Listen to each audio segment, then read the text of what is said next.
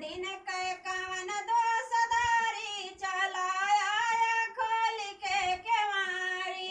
एक दिन कै कवन दोषदारी चलाया खोल के केवाड़ी। एक दिन कै कवन दोषदारी चलाया खोल के केवाड़ी।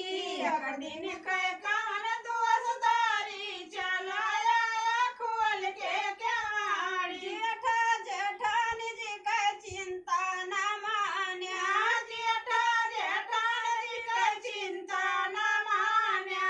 जेठा जेठानी जी का चिंता न मान्या। जेठा जेठानी का चिंता न मान्या। वही तऊ गए ससुरारी चलाया खोल के केवाड़ी। वही तो गए ससुरारी चलाया खोल के वही केवाड़ी। तऊ गए ससुरारी चलाया खोल के केवाड़ी। वही तो गए ससुरारी चलाया खोल के केवाड़ी। एक दिन कै कवन दोषदारी चलाया खोल के केवाड़ी। एक दिन कै कवन दोषदारी चलाया खोल के केवाड़ी। एक दिन कै कवन दोषदारी चलाया खोल के केवाड़ी। एक दिन कै कवन दोषदारी चलाया खोल के केवाड़ी। देवर देवरानी जी कै डरिया न मान्या। देवर देवरानी जी कै डरिया न मान्या। देवर देवरानी जी कै डरिया न मान्या। देवर देवरानी जी कै डरिया न मान्या।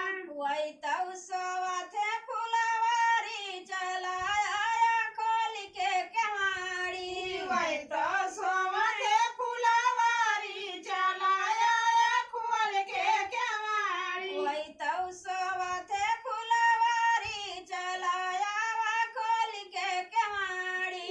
वही तो सोवथे फुलवारी चलाया खोल के केवाड़ी। एक दिन कै कवन दोषदारी चलाया खोल के केवाड़ी। एक दिन कै कवन दोषदारी चलाया खोल के केवाड़ी। हमरे बालम जी कै डरिया न मान्या। हमरे बालम जी कै डरिया न मान्या। हमरे बालम जी कै डरिया न मान्या।